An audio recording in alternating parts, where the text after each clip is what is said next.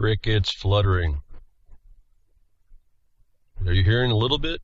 Hearing a little bit of the crickets silencing the melt because some people are actually doing something about what's going on? Nah, not me either. Not enough, for sure. And I think we have a serious horizon that we're looking at before we can move through this. So this week, I think, I was wondering when, this is not apocryphal, but it was some time I was concerned with. When would it come to the point when I start to realize it's kind of getting beyond us, that what information I may have is not going to be enough if you already don't kind of have it in you? I've offered certain tools and insights. And I think this week 2 things came down, which shows us how, well, I think we're into it, but I mean how much farther into it than we might have anticipated, and how this insight gives us another insight, awareness of how it's going to go down. And this is all I was trying to explain to you, looking into the notice. They call it the news. It's the notice to you of what's coming up, what's been coming up, and what's come up in the past that you missed. You start looking at all this thing we call news. What's new to us is the notice. That's why it's there, to tell us what the system is doing and up to. Now, certainly we have a bunch of people running around causing trouble for themselves, or not, having a good time, and that comes out. But for what we're interested in, the existence of us as an established people over the world, and then us independently, that we come together to be able to do whatever we do.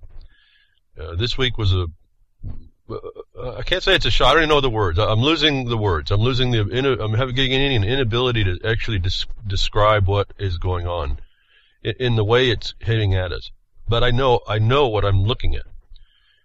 And I guess my desire has been just to let you know. And like I said, in a way, I don't mean this in a negative term. I'm cursing you to tell you this, because then it really puts it on any of you that listen, and any that want to listen to actually start to take action. And I don't mean just in the, there's a prepping, there's a preparation that you do, but I mean really what's coming down. And it's easy to dismiss a lot. This issue comes so incrementally, it's easy to dismiss, and we get used, as I say, desensitized to the immorality, the harm, I don't know what else, the evil. It's just this thing that's just not good. And we continue to accept it. And we get all the clues of how it's going to come at us. And this week was one of those weeks. I had 2 things came right down, almost not unexpected, but also how it developed was on cue and as expected, if you understand what I've been saying behind Woodshed, that these are telegraphing conditions, and that the conditions are going to get out beyond us. There's conditions that are imposed upon us that are beyond us. And yet, the answer is us. And so this is where we've been, you'll hear lots of people saying it. I don't know who all's doing. I really don't get out. I'm really becoming to the point where there's just so much that's hitting us in the face that I don't even know. I'm looking at diminishing returns to do more. It's just not viable. And in what I'm doing is not enough.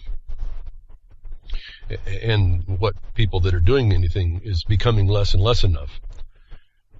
This week was, I guess, an eye opener and a real thought.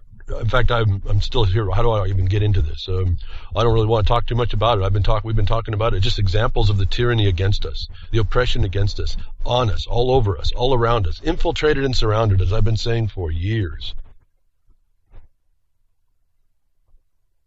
And trying to do what meager things we can to protect ourselves one way or the other, and set up things. I don't know. I didn't get any emails on it, not even in discussion. But I hope when I was talking about the Bagel Law, maybe not so much for the mining law, maybe nobody really paid attention to that, because it seems to be more of an obscure thing, even though to me it's the center and core of what we have to understand. Whether or not we do this mining, it's a property condition. And it tells us of certain relationships, and it defeats the government in its sovereign capacity at some level, if you know about this, despite the occupation that says otherwise. And again, if you're in an occupation, then there's no whole bar. And we, I've been on the record that we have been in an occupation we live under martial law, and I can still see people saying it's coming, it's to. In fact, I had an email come through talking about the watchmen. They're watching for things, and their things are about ready to happen. They're going to occur, and I just frustrates me to no end. Folks, it's happening. For those of you that are into this idea, that you're not a so-called watchman, and with your damn trumpet, and you ain't trumpeted to blow your brains out, you missed it, folks.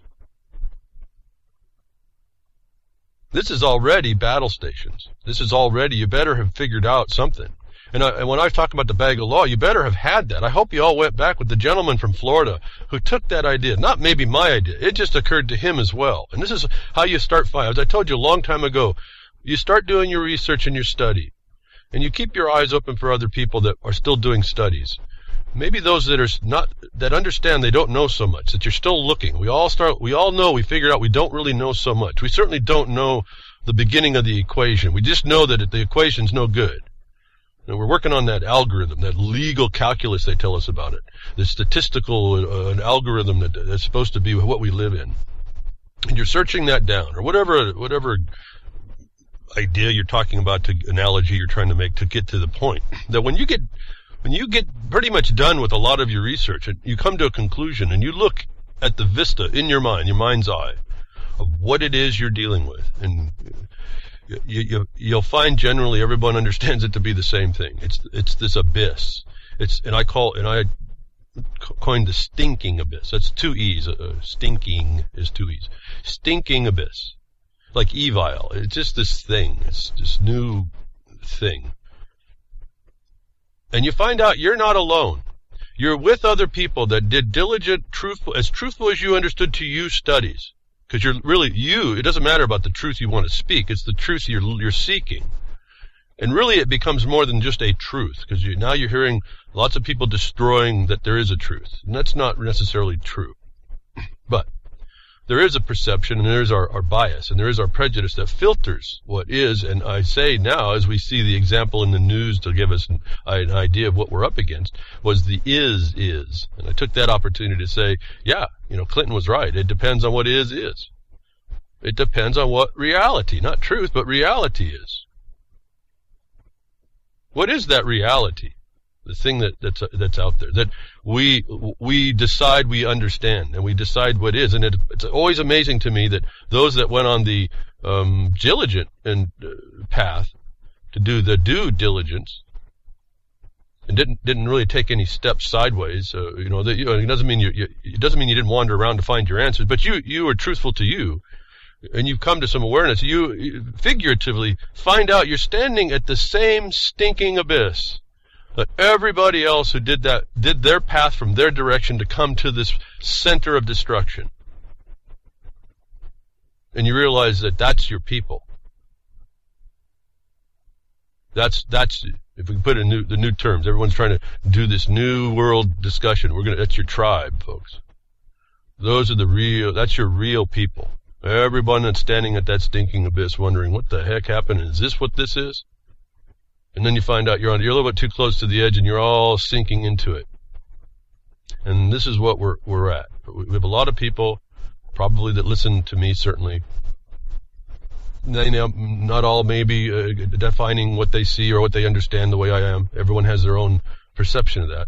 It's kind of irrelevant. It's the fact that you realize there's something that's very, very wrong. You have the psyche, the awareness, the conscience, consciousness to see that this thing needs to go a lot better, and it's not. And what's the noise? Where is this noise, this nuisance coming from? And then you find out it's more than a nuisance. You're standing shoulder to shoulder with a bunch of other people and they're not standing shoulder to shoulder physically, and not even in connection. I mean, this is the thing about this network. We get to have some connection, although most of you I don't connect at all. A few I connect because of what we do, proximity to how to get the broadcast out, like with Grimner and a couple of other hosts and things like that. But for the most part, I don't communicate too much with other people. I've been shred down to only what I can keep up with, and it's becoming less and less, and what I can understand, and that's becoming less and less, even though I fully understand what's going on. What's coming at us is so great and coming so fast that it starts to become outside of our ability to cope with it, if you will.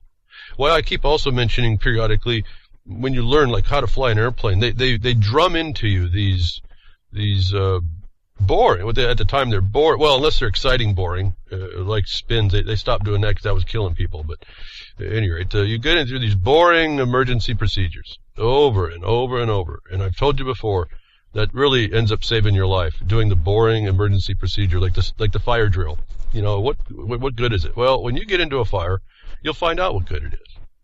And you'll find out things start to work in your favor that you don't stop and think about because you don't have time to stop and think. And that's where we're coming into society, at least my perception.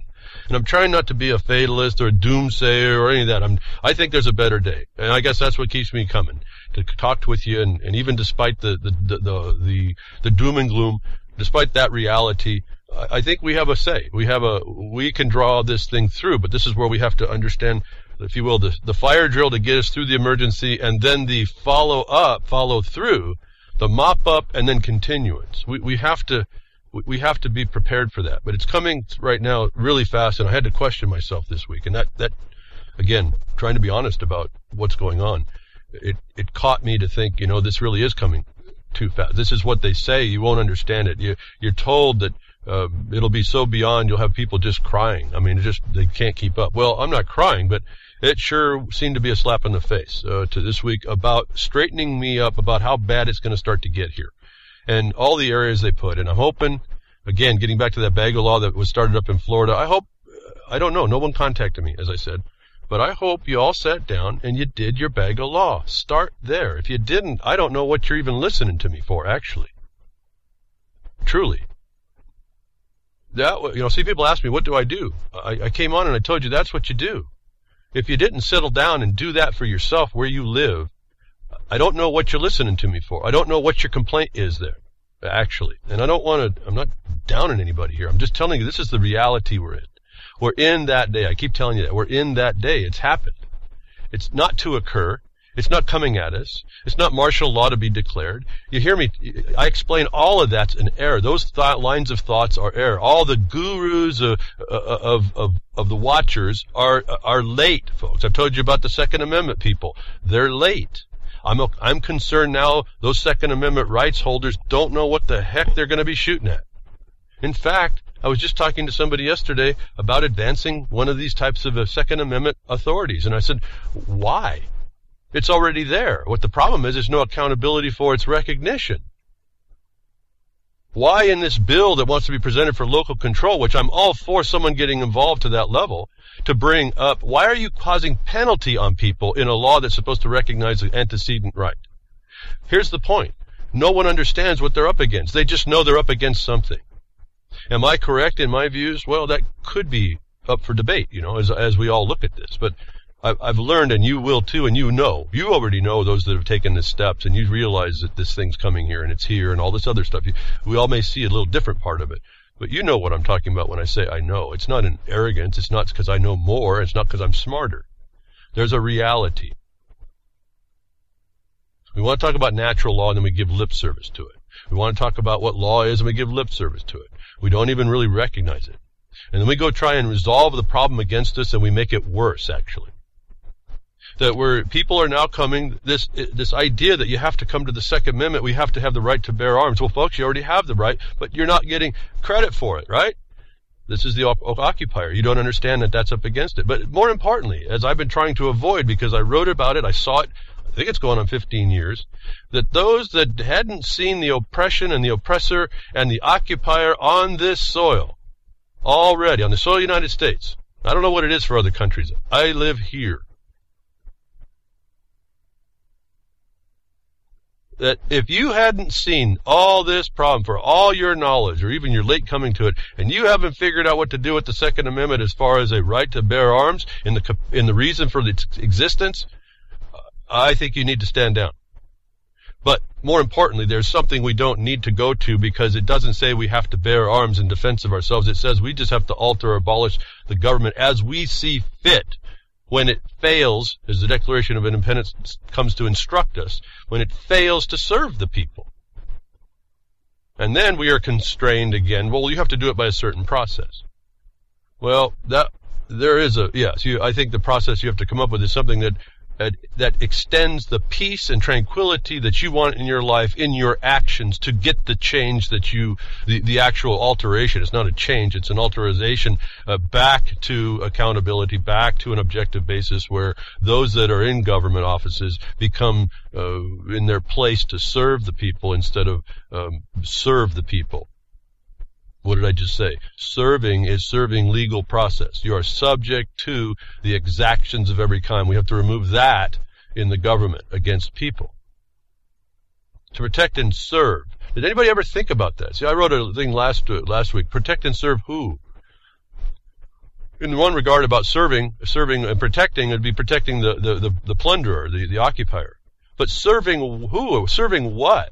No, they serve process, folks. Did you ever think? I've said this before. This is not even new stuff. They serve process on you to make it look like there's a legitimate authority. And then all of us are too dumb to figure out about that and try and attempt to avoid it in the face of an occupier or call it out. So we're coming to a day, folks, and I was struck here the last couple of days. I am almost wondering where do I go? What do I even suggest? If those of you that heard about the bagel law for the car in Florida didn't go down and work one up for yourself, really, you really have to think about this. If you really are earnest about what we're doing, you have to start doing something. That was a real simple exercise. We provide a bag of law at Jefferson Mining District. For those of you that are in mining law, there it is. There's a bag of law. Understand it. You have to have a word in your mouth. And we're coming to the day that may not be enough. And this was my concern. This is what struck me this week.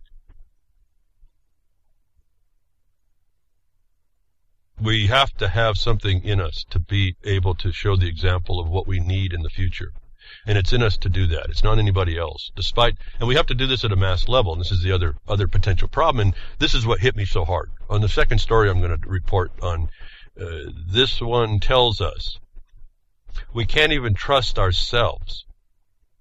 One of the checks that was imbalances that was supposed to be put into our system, it cannot be relied upon. And woe unto us to not avoid this at all costs now and know how. But let me start here. One of the things that came out, if you heard or not, is that Barrett Brown was sentenced to 5 years in prison in connection with the Strat 4 hack. And I don't want to get into what all happened there. I didn't really study it, to tell you the truth, to be right up with you. I just know it was serious, and I just knew that there were incursions that the government wants to make in light of all this other digital incursions and access to us and the ability to charge us and condemn us in every turn. This case had the earmarks of that. Well, Barrett Brown was sentenced on his part. I don't know what he agreed to. I could read it. What I'm saying is, internally to the case, I don't know what he agreed to and why. I notice here he didn't put any in this report that he didn't put any coercive discussion to try and like the other case we heard about, that he's able to go. The other guy last week was able to go in an appeal on a coercive agreement that he pled guilty, and the appellate court was taking that part under consideration as an appeal to lack of justice. Now, whether or not, again, this is just whether they'll look at the problem and they'll be deciding something on how it works best for the people. The people being them. See, we the people was not people. It's not us.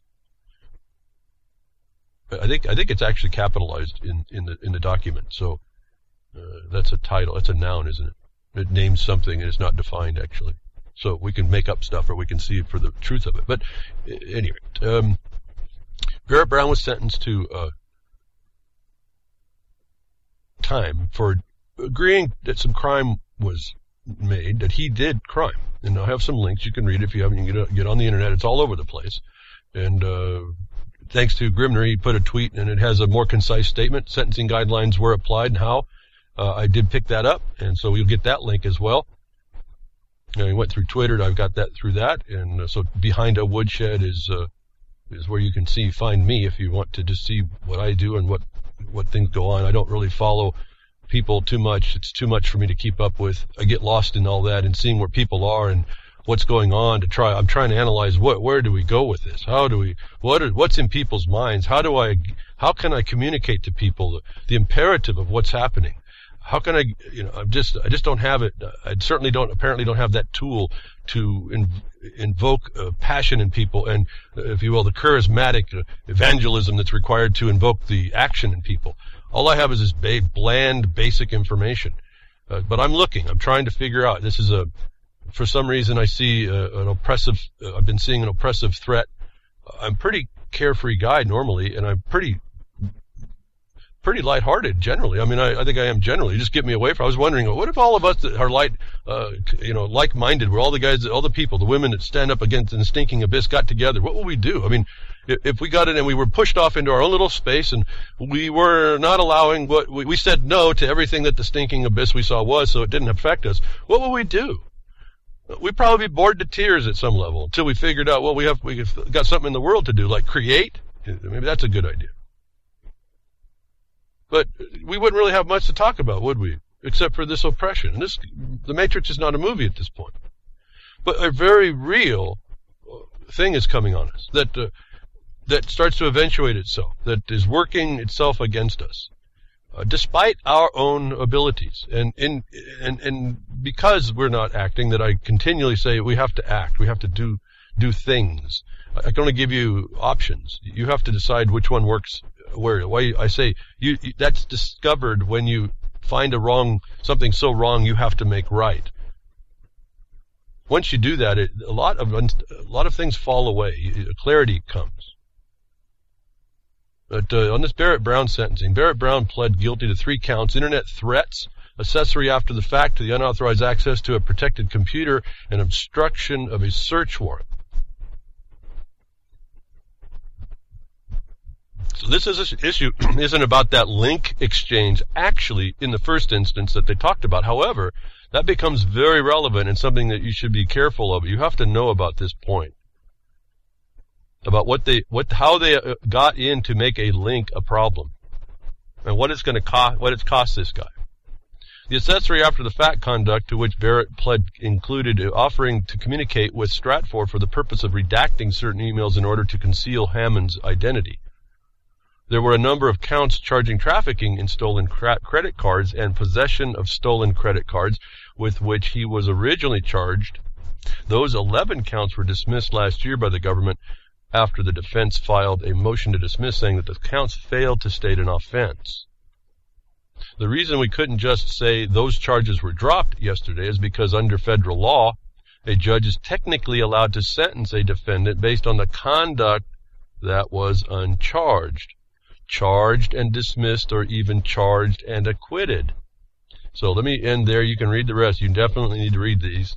You need to understand now that they called a click on an internet trafficking. I've told you about that. I've explained it. You're on a public way.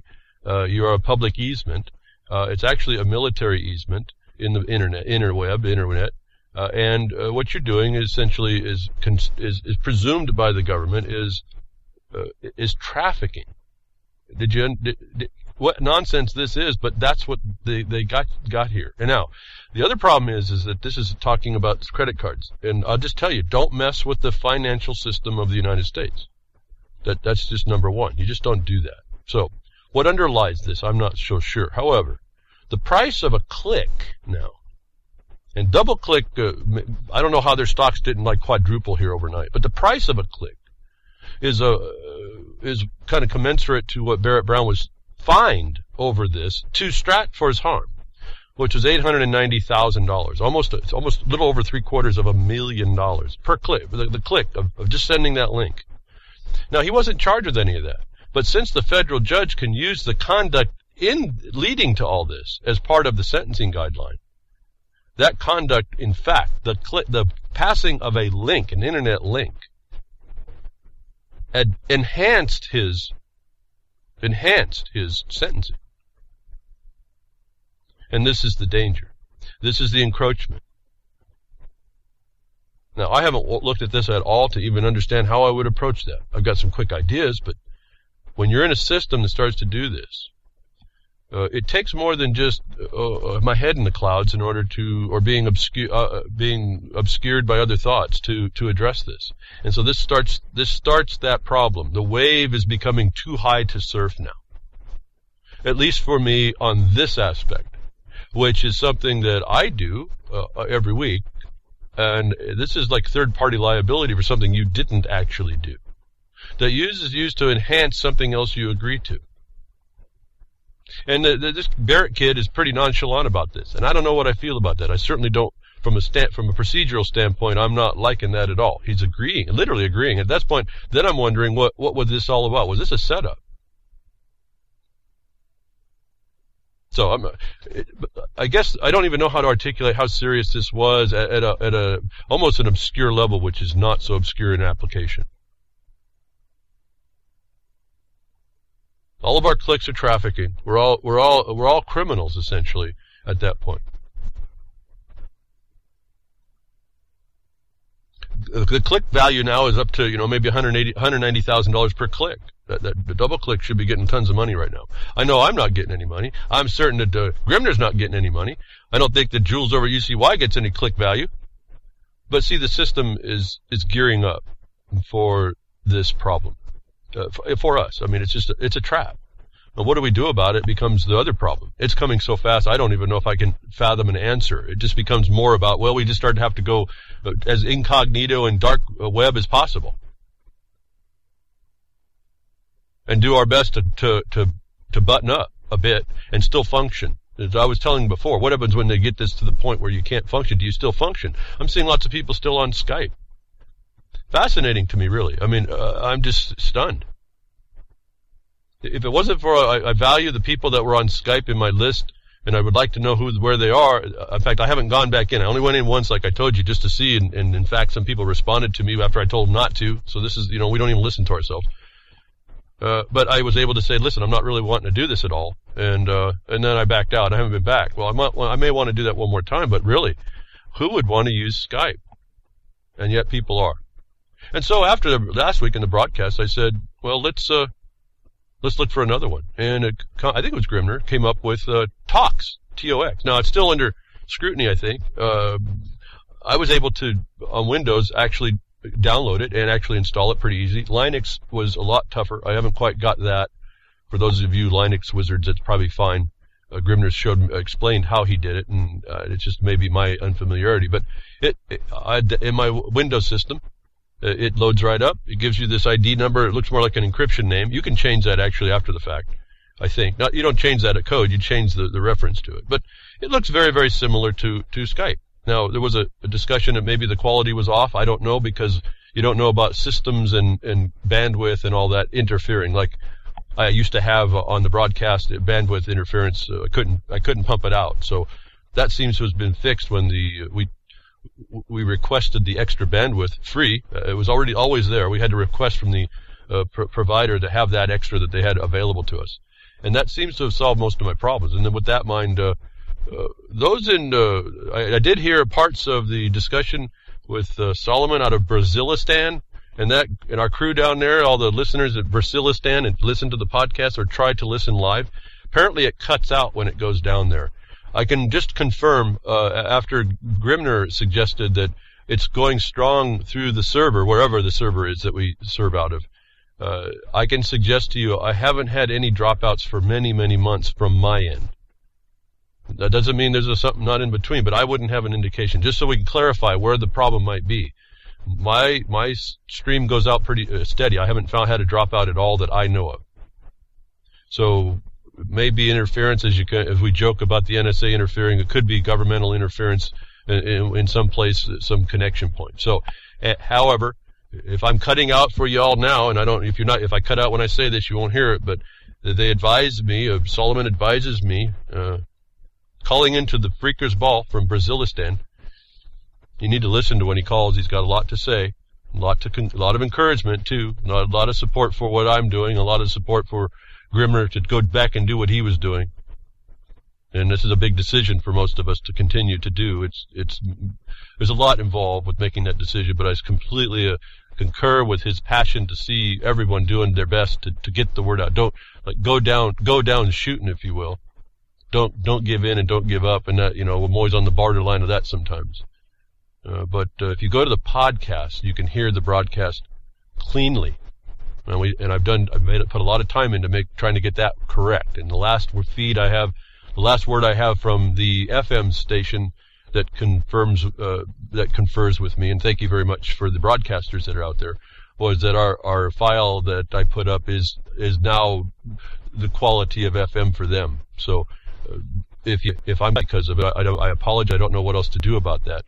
Apparently, it starts to happen when I start discussing these things that are inherent to the beast, the character of the beast and how to deal with it.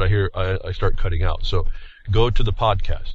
Go, I think, better to the blogcaster page because it has all these links that you can really back up. You can see and start, if you're interested, you can take whatever is interesting to you and at least have a start of something that I found interesting, important, and a start at least for a subject matter research on certain matters that you might be involved with. So Tox, T-O-X, just plug that in. They have a Linux version, which I found very difficult to install, but I'll work on it.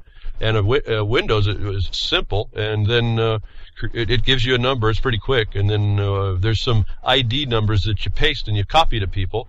And I haven't had anybody turn on their systems to line up with them, so I don't know more than that. But if we intend to be privatizing ourselves and insulating ourselves somewhat, we're going to have to find these tools. And so for those of us, I've been saying go to Jitsi. I still have the Jitsi but again, I don't communicate with that too many people. We really don't have a lot to communicate with, I guess. We all kind of go on our own and know that, and we just kind of keep working with what we see and how we're going about addressing all that we see.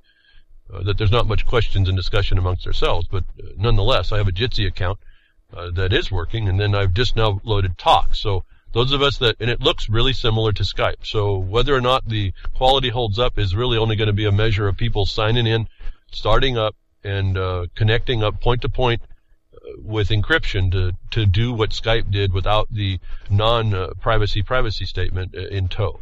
So TOX is what you're looking for. It's tox.im is their website, and that should give you an alternative. I think the alternative is proper. I think it looks good. Whether or not it's up to quality, we'll see. It's just a matter of getting people on. So I'm not sure how this all really works. My ID number came up. It's a big old long encryption string, I suppose, and that's what that means. What that is, and I just put my name over the top of that when it said the user I was and behind the Woodshed. So they don't even identify us by name, I don't think.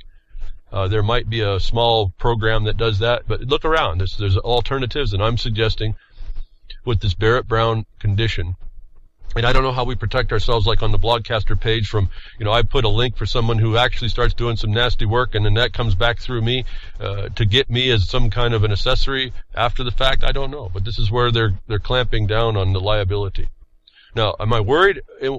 Just from the surprise attack, yeah, there's a concern, but as I said, it becomes a matter of settling down, and hopefully you do this before it might happen in anything, and you reason out how the attack's going to be made, what they've done at least to Barrett Brown, and how you're going to respond to cause them to have to prove that they have jurisdiction over what you're doing and that they can charge you the way they are, and all that you can do to avoid, and then go through and stumble if you get involved, learn how to stumble up the record so that you can get appealable review, and then you listen very carefully because it came out, but people don't appreciate this, and I don't know if he fulfilled what he could have done.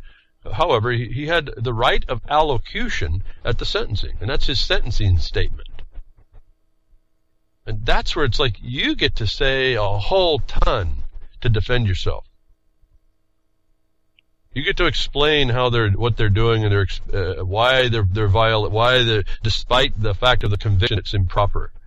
But whatever comes to your mind should be coming out there about any impropriety. Why? Because that enters into the appeal as well.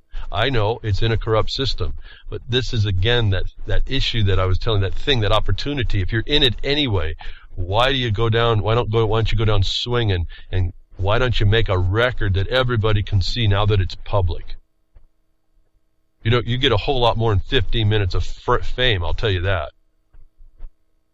You become like the candidate that's going to lose. You run anyway. Why? Because you get to state your platform. And I can only hope that we get people that do that are not space cadets, not coming with a good heart, but with an empty mind. And it's intuitionally in you is the point. You don't have to learn so. You just have to learn some of the basics to understand the field, the battlefield you're in, and your intuition will probably treat you very well. I see people a lot. They'll comment. They'll even argue with me. And in fact, I've got somebody that was really disappointing at some level, but I'll try and work it out anyway. They're actually, they spoke without knowledge on a subject matter. And they purport themselves to be someone who has a say. And I pointed out that they needed a little bit more information. And they took what I thought to be a kind of a haughty idea that they knew enough, because I questioned that. Now, I know that they don't know enough, but they're in a position of influence that is going to affect in a negative way what needs to be done. And I know that. It's not what I believe. I know it helps people, at least in the interim. That the intuitional side of the objection to what we were talking about, it happened to be coordination, was absolutely perfect. The opposition to what this process is, he didn't understand it, but he says he was commenting that these matters shouldn't be brought this way because there's other authorities that would negate that. And that was the truth. In other words, let's take it less obscure. What right do they have to challenge the roads? Why is this a process that allows them to have a say? Well, but it doesn't. If you know the process, it doesn't. It allows you the right. It's a tool to say you don't have the right to have a say.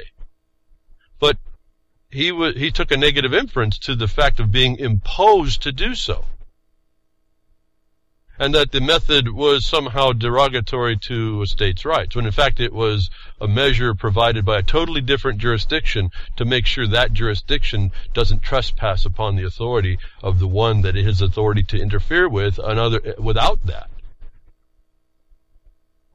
And so, totally not supportive of a tool that was very vital, professing a knowledge, and yet intuitionally his response was exactly what he needed to do to use the tool in order to make it work for him.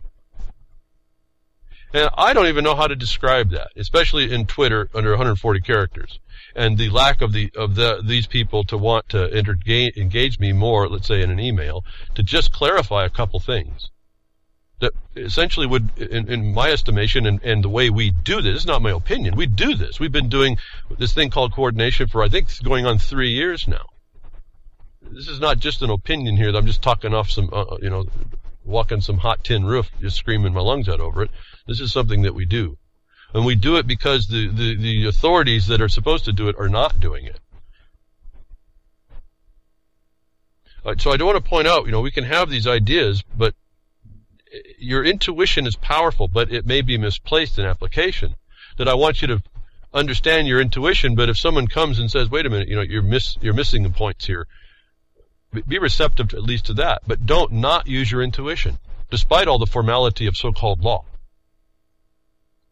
So my intuition's telling me we need to get more confined and constrained, find dark web as best we can, go encrypted, whatever tool we use, but we need to start gathering together to do that, because it's coming to the point when, as I was telling you, the other analogy for me is the prairie dog. We all stand on the mound, and the next thing we know, where's Alice? And we see the shadow of the eagle carrying another shadow. It's dangling below the eagle. Oh, that must be Alice, but we can't tell because it's so far away now that Alice is gone, and then now where's Fred? And so we all run in the hole and we hide, instead of saying, wait a minute, that ain't going to happen. Let's solve this problem right now. And we need to have a communication system to do that. So, Internet starts it. It's being constrained. And this was one of the things. The attack on our intelligence lines is in this war, this battlefield America, battlefield the world, actually. War of the world wasn't out there, folks. It was here. The Martians are them. Look at the technology they're bringing. Dwarfs us. The ubiquitous they.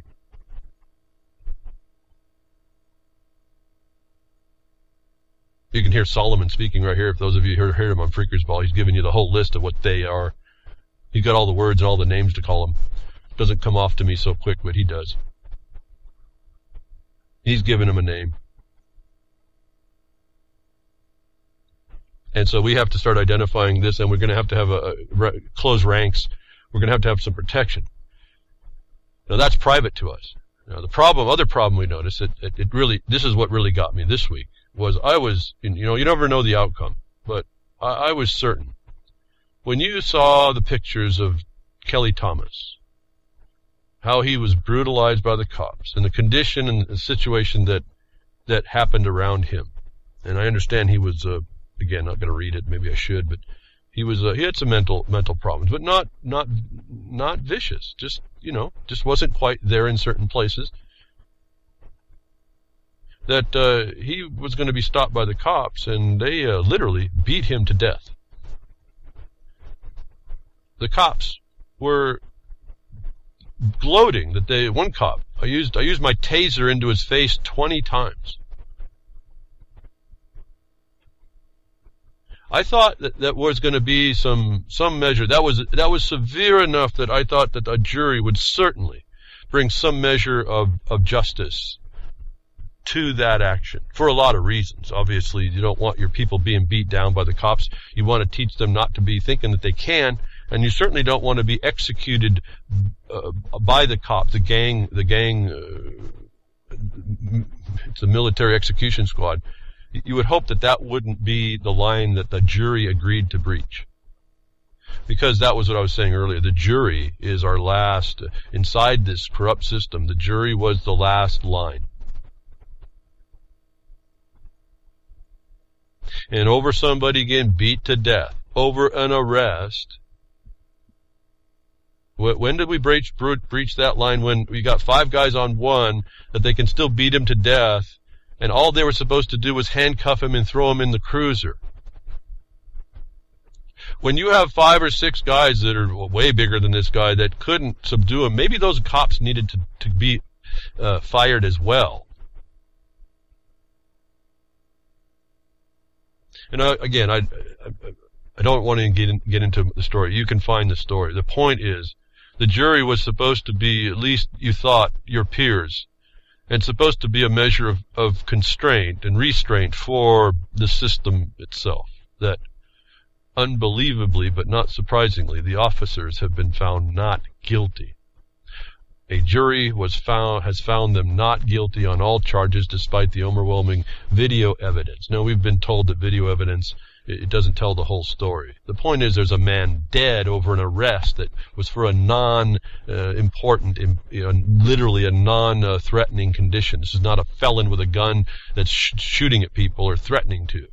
This is a guy that was at night, a homeless guy, who happened to got brought into some discussion of some question, who ends up getting beat to death not 20 feet from where they stopped him originally. And because of this acquittal, or this, yes, I guess, not guilty is the acquittal, a third officer who was involved won't even now be receiving involuntary man charges to be put before the jury. The prosecutor knows that if you got a people, and this is now systemic, they know, the prosecutors, the Bar Association, the equal opportunity destroyers, the occupier in our nation, that the prosecutor knows that they now have the people to such a point that they don't have to worry about it. They're not going to even, they don't even have to charge the other officer. They're not going to even try the officer on his own merit, case by case, before a different jury on those charges. That this issue, which sparked outrage across the nation, though I didn't hear it, I haven't heard it, brought one commenter to say that I'm ashamed that this is what our country has belittled itself to. That I was telling you about the problem with the juries, that I told you this is a privileged class of people that are also too ignorant to know that privileged class of people is your juries. That I also told you about how they're treated to become a juror, and most of us know the story. If you show any independent thought, you are going to be extricated from that jury, and you will not be even the privileged people. And the privilege I'm talking about is the pool from which I think most states, if not all, choose a jury from. It's the privileged pool of motor vehicle drivers, those privileged people to do business on the highways of the people. Extraordinary the use of the highway was used for, as we can find now through mining law and the grant of the highways to the people and the constructors, which laws in the states that we use in Oregon, the ORS 368, anybody can go read it. If you want to, go to the highways document on Jefferson Mining District, and we put together the amendment to the bag of law. It's all in 4 pages. That you can find right in there that there's no rights that should be, that can be. The state has no authority, in particular the county, exclusively has jurisdiction over these highways, the existence and the continuation and modification and alteration, through due process if they want to make any of those things happen. The counties don't have even authority to undermine the rights of the people, of the constructors, of the original users, to show you that there's a difference between driving, which is doing business on the highway, and just using the highway for the things it was made for. It'll also explain to you, if you started applying what I've been telling you, when you see in constitutions that talk to mine haul roads or timber haul roads or farm to market roads or terms that mean that, you realize that those producer class grants of disposal of property for enjoyment and use to those things is not commerce. Another adulteration of the law that most everyone is ignorant of. That this is the jury pool. You're pulling from people who don't understand they're a privileged class. And this is not a good thing. I must say privilege. This is not a good thing. But they think, you have to have this. And that's the pool that they pull from to become a juror for someone that was homeless. He didn't have the home that's required for the privilege to get that license. The home is your tax home, is your legal entity home that you thought was yours, that you name, that you tell them is yours, when in fact what they're asking you for is the legal entity in the state that's performing that extraordinary use of the highway. That they have a pool that they pull from of this privileged class that decided a homeless man's determination. That's not a jury of his peers. All over the problem that this is. That this, I was sitting here as I was going through working on here on the broadcast. I do this periodically. I kind of bounce onto it when I see something interesting. Okay, how am I going to put that in? This stopped me when this report came back that this jury found no guilt at all, not guilty. And then they weren't going to prosecute the other one. This stopped me. I sat here just thinking. This is what got me to, as I entered into the first few minutes of the broadcast. This is now getting beyond me to understand. This is getting beyond me to deal with. This is now decisions outside of everything I can do. Decision out of everything I can come and tell you to do. That we are now in a time right here. This is the proof. If we hadn't seen it before, but now including the jury, it's not just that someone doesn't get charged for the crime. It's that when you put them into the trial and they see this kind of evidence that there is no guilt found, that you are now in the time that these people, you cannot protect, the jury will not protect you. It doesn't even know that. But that you cannot even rely on that protection even after the fact, even if you survive. That this now gives the cops a license to kill. Because there's no jury constraint for accountability now. It's proven. And if the prosecutor's going to rely on that to not charge the third cop independently, they know that those people that are the social engineers know they have the population down to the point that they don't have to worry about them.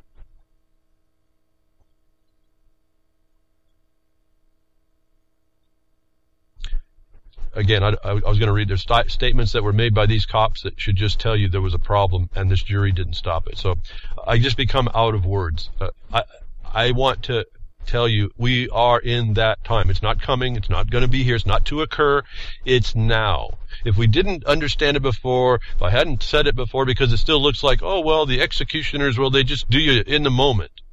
We now know if you survive that or your family comes later to try and come after to protect your estate and your good name, that there's not even a jury now to protect us.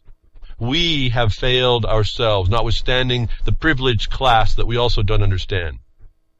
I say it that way because we don't understand we're not protecting ourselves when we did that. And so the mass of ignorance and lack of respect for themselves, this fallen people, this fallen nature, is now your next decision. And now we're at that point, no doubt. When do you make the decision to protect yourself? It sounds as if you're going to be dead anyway. It all is in the discretion of the military execution squad, isn't it? And this becomes the problem. Do you defend yourself? Those of you guys want to do Second Amendment. You defend yourself now because you just say you're going to die anyway, so you just defend yourself, and it doesn't matter that they may make up a story about how violent you were and how they did it all and they feared for their life? Or do you take your chance and don't and hope you survive it? No, we're between to have and to be, aren't we? It was never supposed to be this way. There's supposed to be clear guidelines, and there isn't. They actually blamed this, the jury actually blamed this on the policy of the government, not guiding the police officers. Like those police officers that are you could be too smart to be a cop and too psychologically stable, have capacity to make that decision.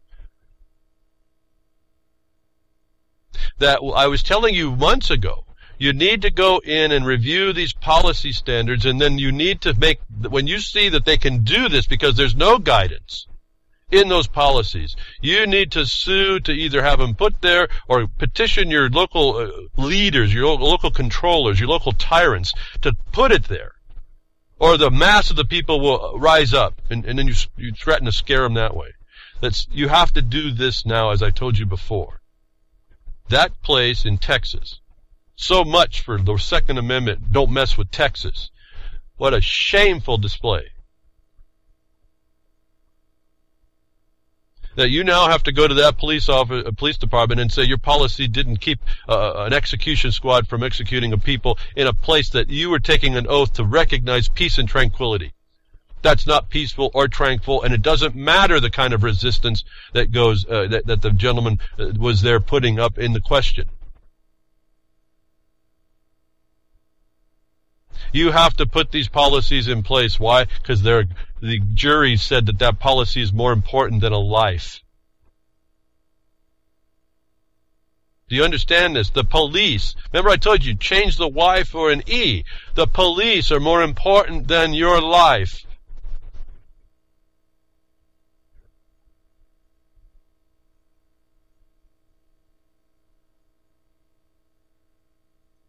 When do we go? Folks, what country do we live in now? It's done. It's done, and you're now at the point, and I've been looking at Donetsk. Somehow that's captured my awareness.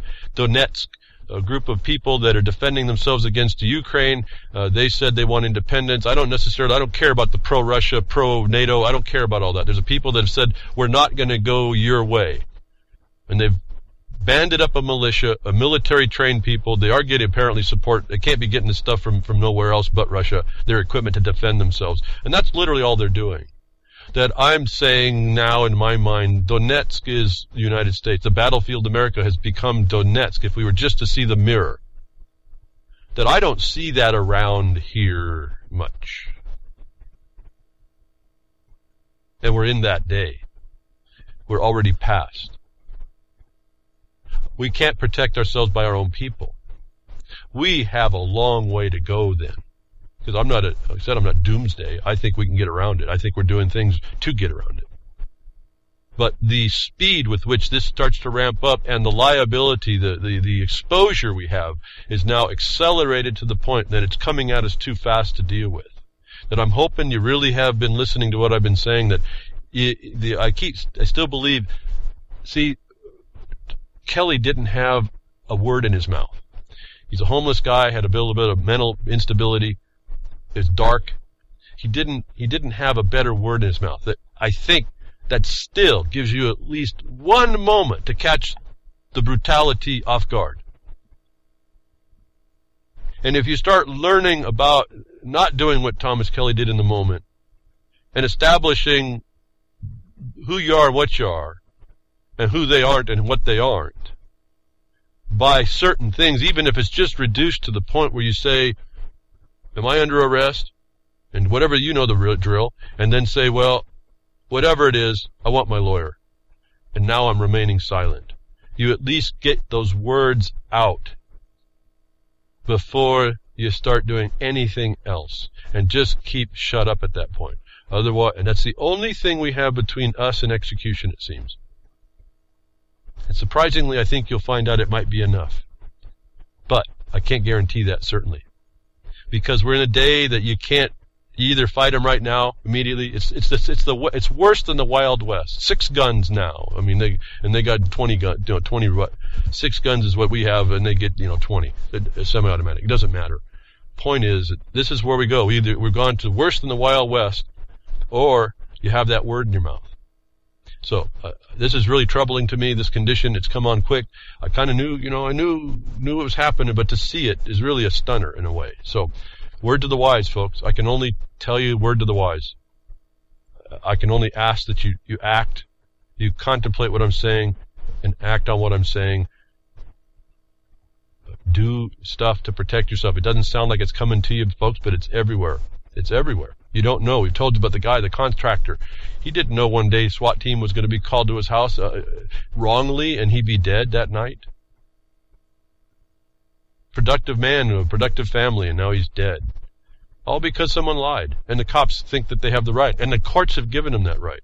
And don't forget NDAA. I don't want to get off on that. But the point is that we have been watching this thing, and I think the tsunami, we're really on surfing the tsunami. We're getting to the point when even those that like surfing are now concerned.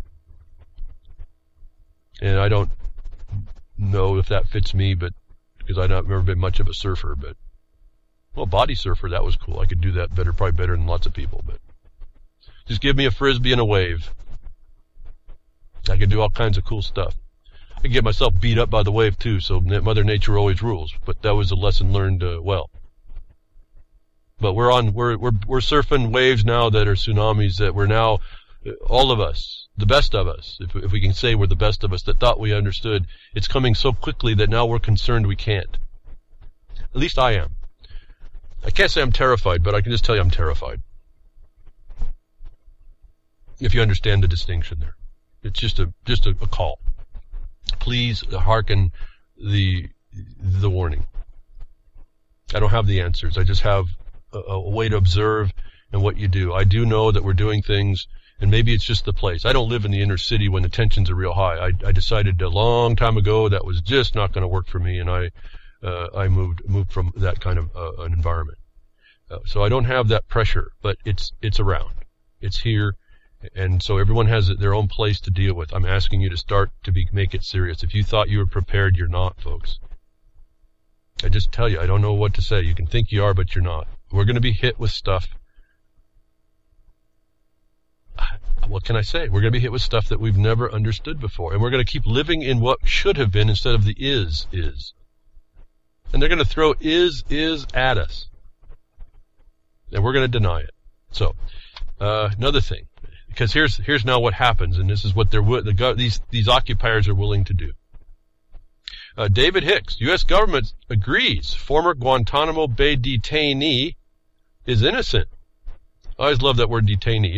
The Supreme Court says if you're detained longer than 20 minutes, that's a dang arrest. And, I read that false arrest, false imprisonment paperwork a long, long time ago. I hope you took heart to that, because there's a little bit there, too, that we can start hitting back before it gets absolutely wrong. But this guy wasn't detained. He was kidnapped. He wasn't a little goat. He was abducted, wasn't he? But they're willing to abduct you and put you in Guantanamo, even though they know you're innocent. Should, as I say, terrify you without the terror. This is the pinnacle of the notice we could be given. I've talked to you about the memo. I've talked to you about NDAA. I've talked to you about how we went extrajudicial. I've told you what that meant. I talked to you and told you about when the Supreme Court did not take on the Hedges case, and they got up and walked from their post to check this, that they knew they were subject to this law.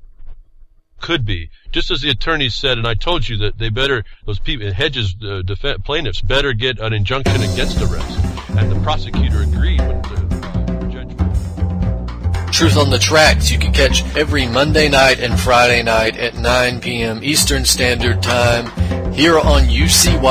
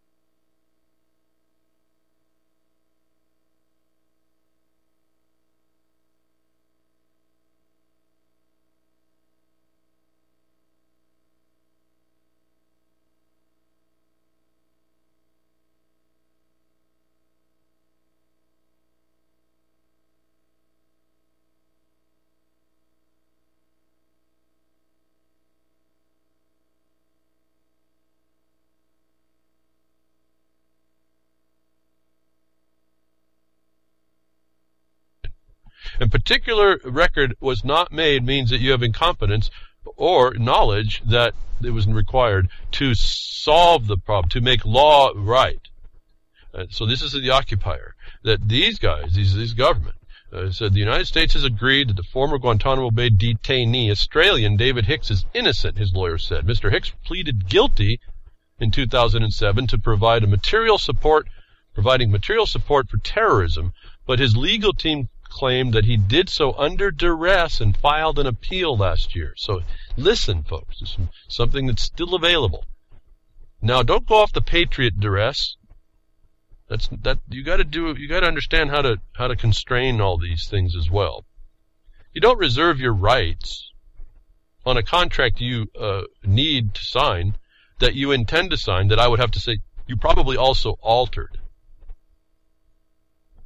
You don't reserve rights on a contract you agree with somebody on. That's a faulty use of that. But duress was used here. This is very interesting, why I thought this was interesting at all. Notwithstanding the horror of this tyranny, this crime without a name. I guess you can call it, well, I don't know, what do you call it? I just call it evil. It's just a crime that sits there that we allow. Mr. Hicks' lawyer was confident his name was set to be cleared after the charge of position by the United States government. The material support of terrorism, folks. This is how they also, you are the terrorist, right? I mean, you're just existing, you're in material support. Mr. Hicks has appealed against the 2007 conviction for providing material support for terrorism. Lawyer Stephen Kenny said that that they had been told the government did not dispute his innocence, and also admitted that his conviction was not correct. This guy, he's moving now for the military commission to quash his conviction. Quash, Q-U-A-S-H, important knowledge there to know this is the method by which you get rid of convictions that are wrongly gotten. We need to do this too. This is along the lines of consistent with the allocution, but not the same thing. I'm just saying this is you need to understand these, so they're there, you throw them into your mix. You certainly don't talk to a cop in the street as he's going to try and execute you this. You tell him about the fact that you qualify whether or not he's got a probable cause, and then you essentially just ask for your lawyer, then shut up in the most basic. Here, after the fact, you go ahead and concede that the power of the government is such that it will not behoove it. It's futile, essentially, is what they're saying here, and yet you reserve underneath that duress. And this was appealable. And so you move that whoever has claimed jurisdiction to quash, it eliminates it. It sets it aside, or it quashes it, gets rid of it, suppresses that as valid. I don't know all these words you can use, but it just removes it from existence. So they're willing to take you on when they know you're innocent. And then they just construct the facts in order to make it work. And this is what you see in the on-the-point execution. They just do what they need to do in order to justify, I was feared for my life and I got to kill you. Oh, before I did that, I did that by pummeling your face with my taser 20 times. And then I kicked you in the head. And then I shot you a couple times. And then you still moved, so I kicked you in the crotch a few more times. I broke your leg. That's how much I feared for my life. You see how they use it? I've been telling you, be careful how they use it. So they're willing to take and put people in jail for being innocent, to shut you up. And the atrocity, I'm trying to break down this idea that the legal system is any place to be with. In fact, now you see the jury can't protect you. The system has been broken. We know that, but you have to, here's what I wanted to do here. I'm going to give you 3 cases that I found immediately when I found this one here. I went and looked again on this issue, that you need to keep these stories in your bag of law. You need to keep them with you so that when you go to a court, you say, listen, you people are corrupt. This is the evidence that you get it wrong. 70-year-old Joseph Sledge freed after 4 decades in prison. Joseph Sledge has maintained his innocence for nearly 40 years since he's been locked up for the same number of years. Physical evidence key to his exoneration remained locked up in what's known as Vault Number 1, the place in the Columbus County, North Carolina Clerk of Court's office that holds evidence for old cases. Still, Sledge carries no bitterness. I don't know, folks. Better man than me, I think. Although I do understand why you do that. What are you going to do? You might as well just keep moving now, right? So I appreciate that completely. But when your conscience is of something you didn't do, you can live with yourself, Sledge told reporters in the minutes after walking away from the jail. It's between you and your maker. That's the reality of the matter. What's the reality, folks? It's what he's decided. That's the reality. Now, I'm not going to go through the story. They got it wrong. 40 years this guy was in jail for nothing. 74-year-old woman released after 32 years in prison. 74-year-old woman was released from prison late Monday night after her conviction in 1981 murder was set aside and her sentence was reduced. 32 years. They get it wrong, folks. You got to keep these stories and put them together. When you go to court, you say, I'm going to avoid this jurisdiction because you're not capable. And if you can find cases local to you, even better. The problem is there's only very few actual lawyers working on this so-called innocence condition. There shouldn't be an innocence project. Woman behind bars 17 years walks free after judge rules she's innocent. Now, this is a little bit older story. The point is, when I found the man, a 70-year-old man, 4 decades, I looked at, I said, well, how prevalent is this? I keep track of these. I've reported on them before. But with respect to looking at this system for what it is, you can't make excuses for it anymore. You have to throw everything you can at it. And I would throw these wrongful convictions to show that the system, see, we're dealing with an association, a bar association. Whether it be federal or local bar or state bar or whatever, it all ties back in membership to the international bar, which is in Britain. This is the modus operandi. Remember, they go with this rule o' law and democracy throughout the world they can plunder. That this system is what you're looking at, that does this. A woman convicted of murder and in prison for 17 years walked out of Torrance Courthouse Friday after a judge called her life sentence a failure of the criminal justice system and ordered her release. Now, they'll tell you, this doesn't happen everywhere. I would say you'd bring this in the first instance and say, prove it. Prove it's not going to happen here. And then you have a whole bunch of stuff you dump on them to show that they're in collusion, that the state's a real party in interest and they're just working for the state, that the prosecutors are in the same capacity. Your defense attorney would be in that capacity because you're not going to face this without an attorney at all, no matter what. I don't know that I could even do it. I would give it a shot and then maybe change at a certain time in the case. I would definitely try it that way, proving how it wasn't going to be just. The clerk's not there for you. Nobody's there for you. And then they've given you a character that's a fraud and degradation and a defamation on you that you don't understand. So, this is an injustice, and it's worked, and it's been here. I've been talking about it. It's something that we know, but you're going to have to know how to combat it. It's going to come in so many ways, and they're coming out of the judiciary as they remove property from your whole existence. They're coming out of the judiciary, and it's going to be these code officers, which is why they've been so dangerous. And let's get over to William Roberts, what he was discussing bringing up the Agenda 21 and why those international codes are dangerous and how that they get the implementation arm locally. It removes you even outside of judicial process, and that mimics judicial process, but no one challenges it. In this case, this is supposed to be going before the courts and juries, and despite all that, if Kelly Thomas wasn't another example, here were some more. That I want you to build it like the bag of law. I hope you made one up, even if it was just to have a big smile on your face, to just think about using it. For most of you, I hope you drug it to your car, actually, with a little string. Just 'cause, folks. But this is more evidence. Your system has failed, and this judge said so. I'll agree with you. See, I don't fight some of this. Really, I don't. I try not to fight it. I try to make peace with it, remember? That's the example, make peace with it. When you can't make peace and you're not really in wrong, you're looking at a trespasser in the first instance, and probably a criminal trespasser in the next, and most likely a felon. And I always work out how I give them the chance, if you will. But see, I got a word in my mouth. I just don't go trying to fight them. They may rough me up, and they have, but you still put out what you need, and that seems to tone them down a bit, at least enough not that they don't pull out the guns or the tasers and beat you down with them. So far. That doesn't mean that after the Kelly Thomas license, that we can guarantee that, and that's our problem. We don't know where the line's going to be drawn because no one's going in and telling and putting in police policy manuals. They shall train the police not to execute on anything short of a felon shooting at them. Did I give you another answer, folks, that any of you can do? Anyway, 17 years in jail, walked out. Innocent. A failure of the criminal justice system. I call this evidence.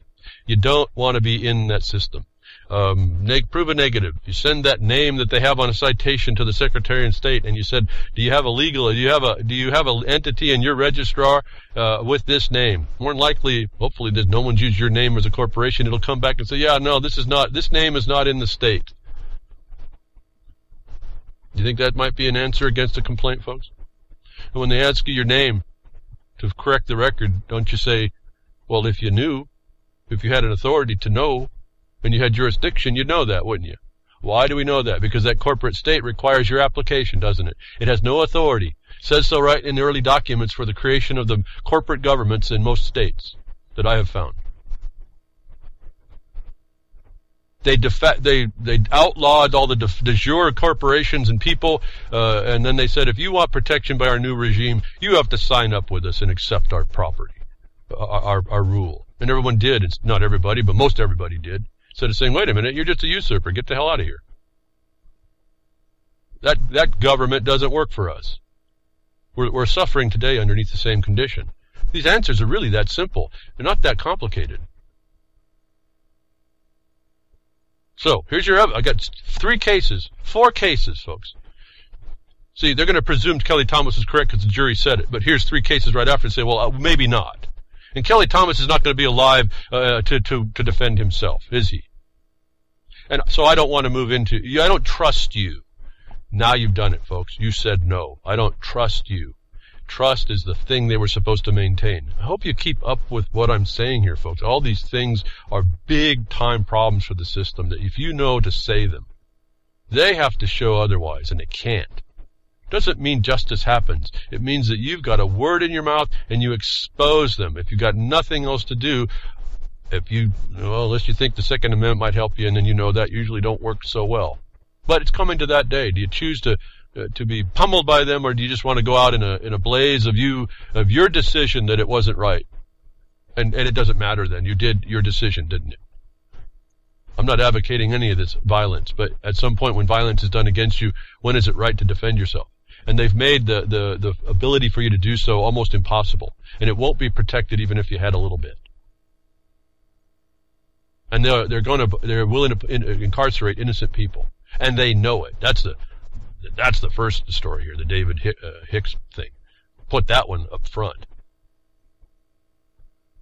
Actually, you put that one up last and say, you think that you're different? Here, you guys are willing to, your people are willing to indict innocent people that you know. How do I know I'm not innocent? You're just doing an obfuscation, a deceit, an omission, a fraud of omission, to gain, under color of authority, to gain the destruction of my rights and my property. That's a felony. See, folks, it's easy. I know I'm coming fast, but this is it. This is what you have to have that word in your mouth, whether or not. The bullets come out of your mouth right now. Never confess, never admit, but you don't shut up on asserting your rights. And actually, it's the restriction on their activity, the failure of their position. They come with no knowledge. They come with just this license because some paper says so someplace.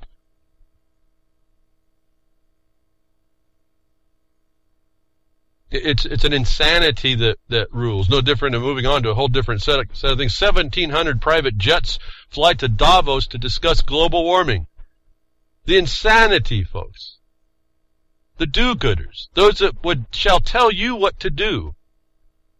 Fly 1,700 private jets to Davos. This sounded like Copenhagen when they had the Copenhagen meeting.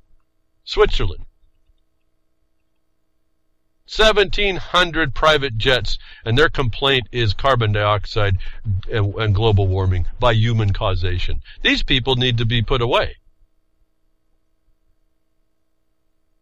The influx of private jets is so great, the Swiss armed forces has been forced to open up a military air base for the first time ever to absorb all the super rich flying their private jets into the event. Decision makers. quote, decision makers meeting in Davos must focus on ways to reduce climate risk while building more efficient, cleaner, and lower carbon economies. From former Mexican President Felipe Calderon. If you don't think this insanity is all over us and all around, they're winning. The insane are running the asylum. 1,700 private jets. How about if we just get rid of them? I've told you, why don't we just make them go up to Pele and want to worship Gaia, have them jump in first. We'd probably be a whole lot better off. Because it would silence all that noise that doesn't tell the truth anyway. Remember, global warming was underpinned by this concept of climate change, right? I told you we've sued that as a religion and stopped it. And I'll just tell you just a little insight for those of you that are interested. Our case is sitting in before a court right now, the timing of which should have been done 15 days after it started, and they're still having trouble with us. They haven't dismissed, they didn't docket, they didn't answer, they didn't give us even a stupid answer. And the seat of decision is now caught, and they don't quite know what to do with us. So that's the latest we have on that. And so now what happens? We don't know. The point is we're looking right at the criminal, aren't we? On this very point, that the Senate will do all kinds of dancing around about, not look at the truth, not look that there's actually no science, but press the agenda against your better way of life. 98-1, folks. As Davos comes in, it's like they all got to, this is the thing to do this week. 98-1, the United States Senate passes amendment saying climate change is real and not a hoax. And their cute little answer is, well, climate always changes. What they're hiding is that they've agreed to fund a religion and a tax plunder because, this is where carbon credit taxation scheme and spawns the corrupt. Lets them fly their jets and you get to ride on bikes or walk. If you can afford the bike. The United States Senate has voted overwhelmingly 98-1 to approve an amendment affirming that climate change is real and not a hoax. Well, yeah, it is real. Climate changes all the time. Not a hoax? No, it's not a hoax, folks. It's for real. This plunder is for real, and you better start understanding that. So, we're right in the front line of this. This makes me laugh a little bit because we've shown in our lawsuit, and they've agreed essentially that it's a religion because they didn't answer Rule 8 of the Federal Rules of Civil Procedure. And no answer means they agree. They've admitted, and the facts are what they are. That the Congress, absent a lawful decision here, is agreeing that a religion is they can actually agree that it's not a hoax. And I agree. Climate change is a religion. It's not a hoax. It's real. Gangrene is real. See how it works, folks? Doesn't mean it's right, but there it is. Your senators could care less about you, even to your states. You realize that they agreed climate change is real, then the states will be subject to carbon tax credit problems, and it will increase the cost of your life. Because you're deemed to be that corporate entity that's surviving on the benefits of government. How cleanly they did this to us. Now, what was important to me about this Davos, which is in Switzerland, all at the same time, comes in this information. And remember, we talked about the BRICS and watch China and Russia doing what they're doing to ostensibly cut themselves out of the global financial structure. I tell you, I told you before, that's really just the creation of a duality system which they can plunder for, probably hundreds of years after. But China, I found interestingly, and I think importantly, I don't know how much this went under the radar, but China and Switzerland signed a deal on yuan trading in Zurich. The central banks of China and Switzerland have signed a pact to establish a yuan trading center in Zurich. The deal is expected to increase the number of European transactions in yuan. So we now are seeing the decoupling of the dollar. Russia just dropped it completely. Iran just dropped the dollar. Folks that live in the United States of America, you better be in a different commodity, a different medium than the debt note. I really can see the power of having normal silver coins as a trading medium over whatever the system of the world uses. This to me was a big deal and tied into Switzerland, this time with Davos. You know, this is an entire global governance construct. Okay, I'll just put it that way without getting too far.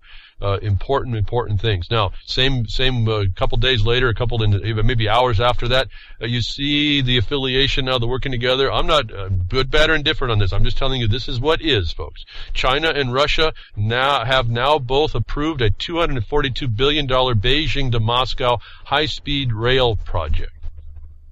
Lots of stuff is cool here, a lot of high technology, but you see there's linkages happening contrary to the different than the world construct through the IMF side. They're going to work it out themselves. And that's okay, I have no problem with it. What I'm saying is that there's a tide shifting that you better be aware of, because as it starts to shift, your life in the United States of America and all actually Western monetized countries, you will not get what Greece got to vote for austerity. You're going to have it imposed on you. You're not going to have a say. That's how well they've got us constrained. That again, we sit quiet. The crickets, folks. The silence is how they win. That we continue to hear the crickets means not enough of us are doing something to send the message and to cause the action in return. So that's on the international front. Big things happening. It's all coming together pretty well. You can see that there's nothing, I guess the point I'm looking at, this was all exposed to us, and it's still going to plan. There's really not a hitch in the giddy up in any of this, is there? That tells you something very powerful if you'll agree to that and not try to think about what ought to be. We're essentially done. Battlefield America declared a lot, and I didn't see none of us going to Donetsk, folks.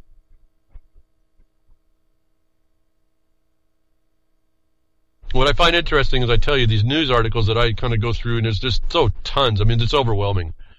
Like the Twitter line, I've told you, I can't even keep up with the people that I follow, and what comes through those lines is so much that it's just overwhelming. I have to just almost shut it down, and I do.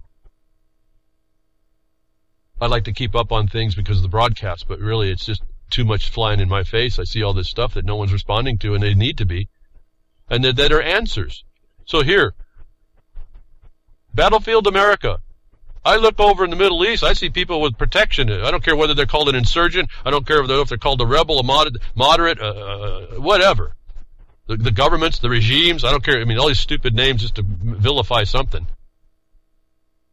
I don't see anything like what's going on in the Middle East here. And we're supposed to have a right to bear arms. We should have told you something. That when Battlefield America was declared, and we didn't go to the apparent status and standing of Donetsk, go look it up, folks. Go look at what those people are doing. Don't worry about that they're blaming Russia for it. There's some literal people in that area that does not want to go down under the oppression of the Ukraine government, which is they're literally a Nazi-ish type of. They use all the symbols too from the Nazis. I think that's all fabrication anyway. But they do not want to live underneath that style of rule. That they've decided to defend themselves against the invasion, and they're doing it. Look at the dynamics of that. Go look at it. That we didn't do that in America is again astonishing. We hear crickets. You want a Second Amendment right? What happened? If you go to exercise the Second Amendment right, are you going to have tanks and troop carriers and automatic weapons and bombs and mortars to protect yourself? In the United States of America, we're supposed to have the right to bear arms, to do that against a government that threw you out of legitimacy, put them in place as outlaw tyrants, despots, going extrajudicial, and you did nothing? Here's the example of what happens when you do something along that line, when you're finally fed up with an oppressive force that's bigger than you. Armed women and mothers drive back Boko Haram attack.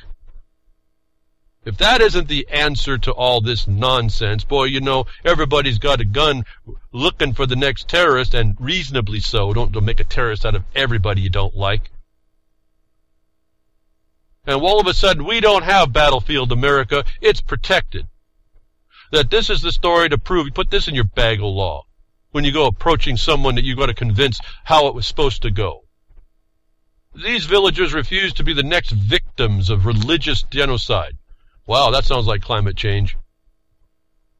They fought back and won, unlike the recent village where 2,500 were killed. Folks, we lose 5,000 a year to cops. When's it going to be enough? When's our village going to be enough? And again, I mean, just reading that story for Brazilistan, somehow there's a little part of me that I say that, and I just remember the folks down in Brazilistan, they're looking at 10,000 a year or more, as Solomon tells us.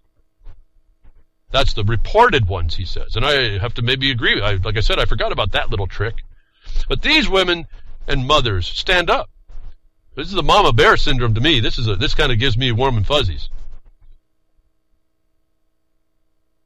Several Nigerian media outlets have been reporting on local women in villages of Atagara and Kawuri in a Borneo state who recently disarmed nearly a dozen Boko Haram terrorists.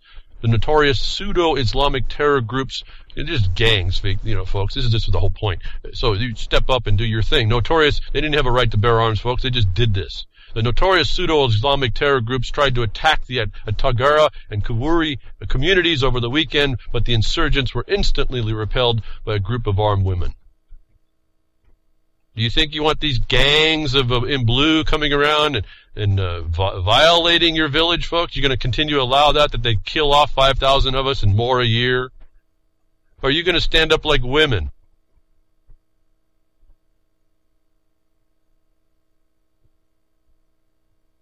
If this isn't the definition for why you have the right to bear arms, I don't know, folks. Why we in America with that right don't do more, not even close, is astonishing to me. I'm looking at this picture. It just always astonishes me. These are semi-automatic weapons they have. And the one woman in the lead don't matter. Don't worry about pointing that gun right at the camera.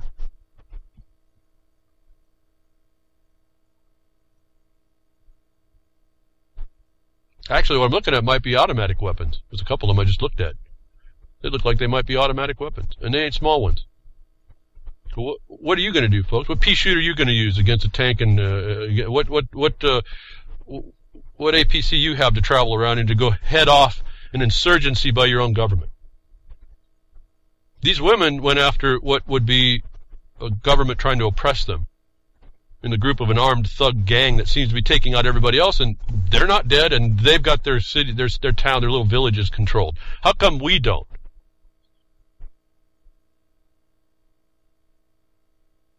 How come we allow these gangs, whoever color they name they come under, to kill our people? They wouldn't let 25,000 in a neighboring village be too much. They came to arms for themselves to protect themselves. What happened to us, folks? People, Second Amendment's just a bunch of words, isn't it? We don't even measure up to these women.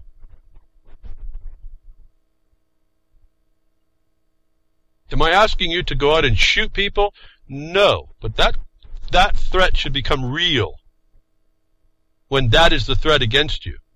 That has to be voiced and be put on notice of the system that's forgotten about the balance, the actual lawful moral balance.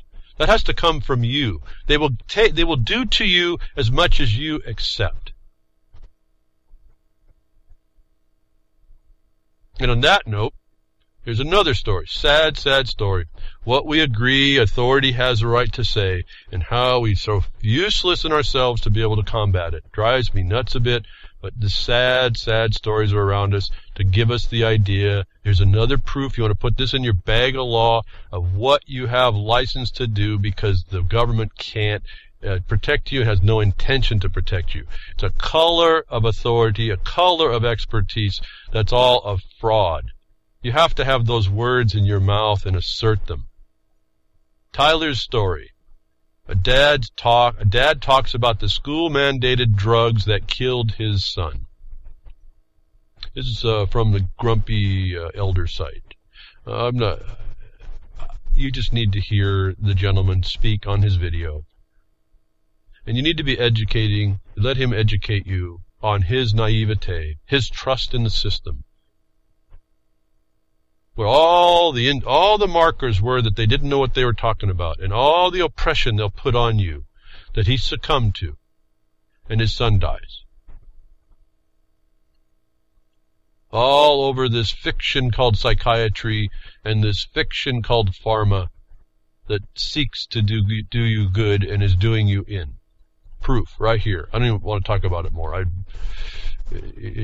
There's the story, folks. It's in the blog. It'll be on the Blogcaster page. You can go ahead and type that in and see it now. You can not listen to me and read the story if you want to. Are you interested enough to tell people or help people, to guide them to see these stories, to tell them we have nobody we can trust in the government? They will kill innocent people. They will kill people that they don't have a right to kill, and the juries will say okay. They will use a color of authority status of expertise that doesn't actually exist, and they will kill your sons and daughters. No different than they'll kill them by forcing and imposing them to go to war for them. I see this as no different. It's one plunder after another. And people that claim to have and profess to claim because some other majority says that they're okay, that now they have the okay to do whatever they want. In a system they know will not bring accountability because they've invented the system. And nobody seemed to notice that. Now I'll just jump back over to our little suit. You know, at one level, I'm feeling really, really good, even if no one ever gets to see what good we did, because that's the system. We'll have eventual evidence. You'll have to decide whether or not we did was right. But see, what we did is we got them to say that they were no good. And if it goes down the wrong path, we're not going to have a remedy for what we've accomplished, and that was the self-evident proof of what we tried to enjoin. In a way, we can't lose. Where we're going to lose is when no one sees the evidence of the harm that we have, that the system, we've destroyed three departments of the agencies of government in our suit by going in a certain way, an unorthodox way, but within the rules, certainly, utilizing the remedies at law. That we've exposed another way the entirety of the government is not here and does not have a way to be there for you in remedy. That the failure will be that the people, once they see this, that we finally do, along with these other evidences, that we still maintain our cricketness. Don't take the pressure of the system as an authority. You call it out for the fraud of omission to say they really don't know, they're making it up. Have a word in your mouth. Threaten them privately for even interfering with your son and daughter. And do it, call your sons and daughters your property. Stop calling them the state's child.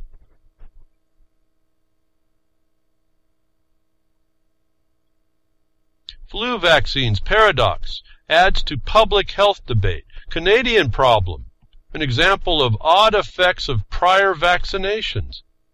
We've been talking about this for years. I know there's a slow comeuppance behind the backside of all this, but finally the truth comes. Here's some more evidence. People who receive flu vaccines year after year can sometimes show reduced protection, an effect that Canadian infectious disease specialists say muddies public health messages for annual flu vaccine campaigns. I won't read more. I can go on and on with this stuff. You know that. Here's proof. Just print it out. Here. Those of you that want flu shots, here. Keep getting those flu shots. Here. Well, I don't know why. I just got a flu shot. I've got a cold. I caught the flu. Here, folks. Here. Here's your proof. I don't have to say anything. Here. You do it to you. You've just given yourself the notice. I'll give you the confirmation. That's how we have to start working, and quickly. Now, I've also advocated that you go after the system, and the system should actually be going after itself because it's supposed to maintain this trust. It's supposed to be beyond there's not supposed to be the appearance of impropriety, folks. This is the standard they're supposed to be holding. We're so far beyond that, it's not even funny. The appearance of impropriety, the breach of the appearance, is sufficient to cause a problem. And yet we come to these days, and little glimmers of hope that there's people in the system that really are not taking it so well. Breaking. Ninth Circuit panel suggests perjury prosecution for lying prosecutors. If we didn't have a proof, here's another proof. They will lie, folks. What will it take to produce honest and ethical conduct from our state and federal prosecutors? Well, I'll answer that. It's certainly not their ethics policies. It's certainly not the system they've had to make a complaint. It's certainly not their self-oversight. How about that for starters? But the Ninth Circuit has a suggestion. Perhaps a perjury prosecution will do. In fact, that is exactly what should happen when prosecutors affirmatively lie. You mean it should? This is a question, folks? So this is how they get us. But this is good. Here's a fact. This is what should happen. This case, Baca versus Adams, involves a clear violation of the Supreme Court's decision in NAPU, which hold, and they have little links on this link at the blogcast if you want to see it, which holds that the prosecutors cannot put on perjured testimony, much less lie themselves. Unfortunately, as I've documented, this writer, I don't have the writer's name, of Sidney Powell, as I've documented elsewhere, it happens far too often when it should never happen at all. Well, there it is, never happened. This is the appearance of impropriety. As soon as you see the appearance of impropriety, it should be over.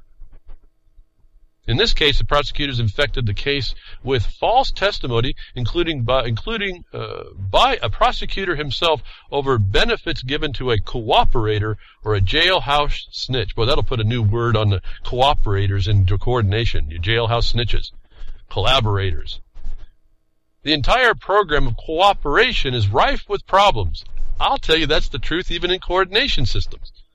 Cooperation. This is like the criminals getting together. Literally. And we've identified that as well. They're felons. They do this. Prosecutors often put extraordinary pressure on the worst criminals, threatening not only them but their families. After completely terrifying the person who knows he will go to prison no matter what, because he really is guilty, the prosecutor then offers life-saving benefits, offering often secretly in exchange for testimony against many less culpable targets of the government's investigation. Won't read on. You know this method. This is how they get plea bargains. This is the scourge of the system. This is another thing you've put out there, and you have the appearance of impropriety. I don't trust you. No. No is a good word. Withdraw and assert a no. Do it more properly. Have a word in your mouth. Have something in your brain about why. Here's the evidence. I bring it week after week after week. You want a bag of law? Here's a bag of law. Here's a bag of reality is your law. It's the law of the land in real. Not as they construct it.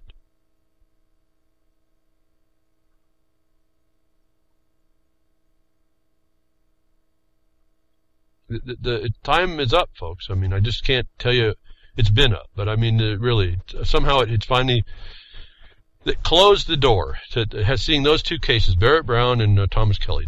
It just shows there's no last bit that will protect you. And I'm not saying that to scare you. I'm telling you that's the call to action. All of you all waiting to do something, it's over. You better find something to start doing. And here's another thing I find interesting. And they sometimes come after you, but then you come back after them when they come after you like I did early on and when I first started seeing all this with the courts and the cops and how they're corrupt. You can stop that too, and then they leave you alone. I told you about that story. You just have to persist. You can't take no for an answer. You can't take your eye off the narrow point that you want to make. Don't let yourself get driven off. Don't take their word for it. These people are liars in the first instance. Here's the proof.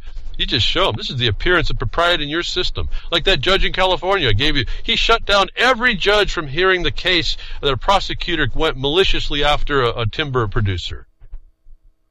Because they were all tainted.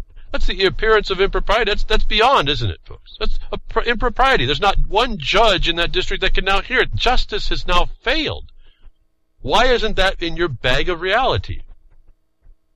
Here's the evidence. It's all over the internet. This is what I'm trying to bring you.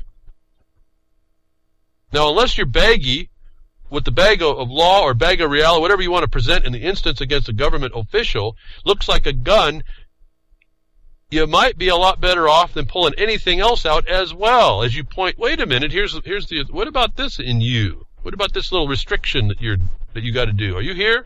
You got that? How about probable cause? You got that right here? It says it right here. It gives you a prop as well. That holding that law If they're going to shoot you anyway, it certainly goes against them, doesn't it? But he was just presenting the law, and they murdered him. Maybe you won't be able to get your estate settled, but maybe your offspring and your wife might. If you have a wife, if you have an offspring.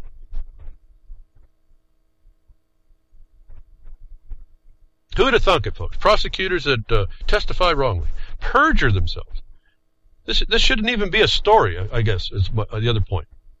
So, moving on, keep going here. We missed this out of turn, but the GM corn ruined sales to China, classes claim. So here we have we keep allowing these adulterations to happen. Our system of government allows this adulteration. They now take the right of property and patent rights, and they now impress that as a right to impose that property, when in fact the constitutional right of protection to patent never said that if you get a patent on some idea, you get to use it. In other words, if you've invented a new atomic bomb, not only would the government claim it for theirs and you lost that patent, they might pay you some bucks for the idea, but you're never going to be able to build that bomb and sell it. This is what they've allowed to Satan, or to Syngenta as well. All these companies, it doesn't matter. But China's saying no more. We're not going to bring this poison in. We're not going to do that. We're not going to push the cherry red biotech button. The gene pollution that goes on.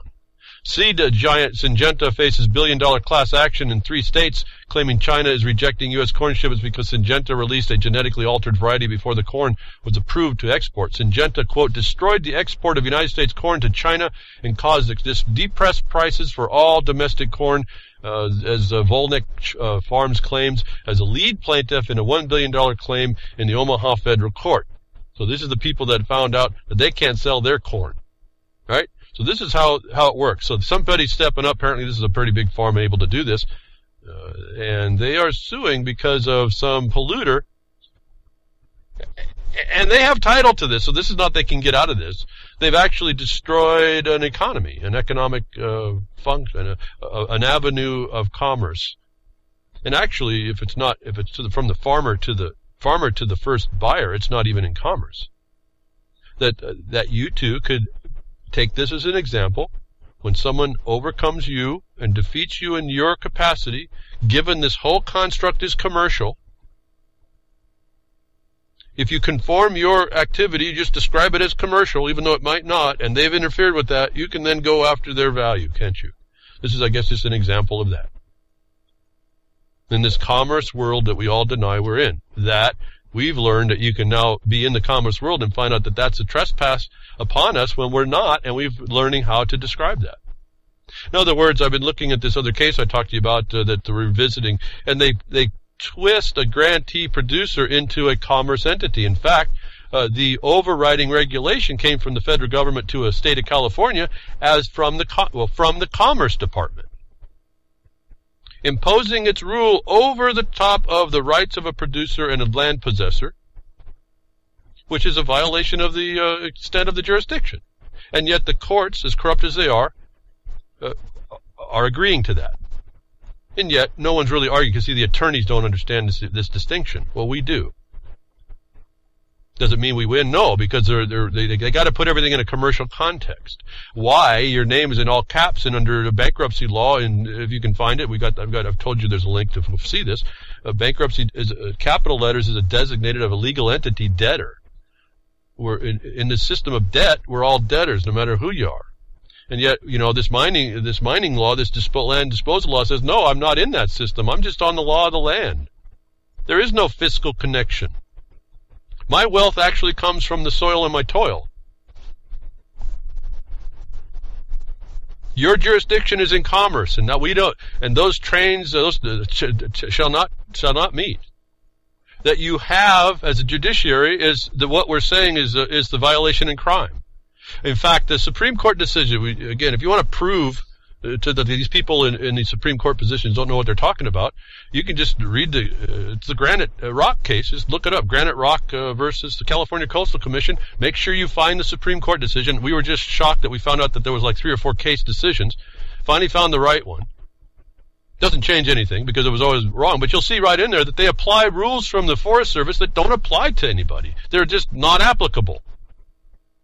And the Supreme Court waxes great and eloquent over all this nonsense. That's not my opinion. You just go to the rule and the source of the rule that says it doesn't apply. And this is the kind of justice we live under and don't say anything about. Well, some of us do. And then you reach the void, the blank, the absence of action, which is okay. That's cool. We caught him. You can too. And they can be caught by inventing things, because apparently the FBI agents can invent defendants to catch judges. See, there is an element out there that we can use. I just found this fascinating. Here's a tool. To me, I don't know. We haven't opted for this yet. It's in the bag to consider. To catch a Philly municipal judge they suspected of corruption, FBI agents invented a defendant, complete with a staged arrest and court appearances. Talking about inventing something. Wow. Inventing the innocence. I mean, there's nothing even here. They actually showed up with somebody. It's on record. See, the paperwork is all they go on. To catch a Philadelphia municipal judge they suspected of corruption, FBI agents invented a defendant complete with a staged arrest and court appearances. The court documents from Judge Joseph Waters Jr.'s guilty plea Wednesday to federal mail and wire fraud charges includes details of the bogus arrest and man named David Curry for illegally carrying an unloaded Glock, a .40 caliber pistol, during a 2012 traffic stop. According to the documents, an unnamed campaign donor asked Waters to help Curry, describing him as a cousin of a business associate. Waters then called a fellow judge who was scheduled to hear the case. According to Waters' plea document, he identified Curry as a friend and asked the judge hearing the case to help him. Prosecutors and defense attorneys who worked briefly on Curry's case barely remembered the man and were not in on the FBI's secret. As I understand, none of it was real. The whole sting was orchestrated, Waters' attorney Michael Engel said. So, the FBI sits there to do this about corruption, and they talk about mail fraud, and I've told you, well, if you constrain your discussion to mail fraud, which you can under federal law, when they do a fraud of omission or commission on something, you can go after them. And in this case, it has to do with the offices of government. See, for land possessors, you are dealing with them as a proprietor. They don't have the sovereign capacity as protection.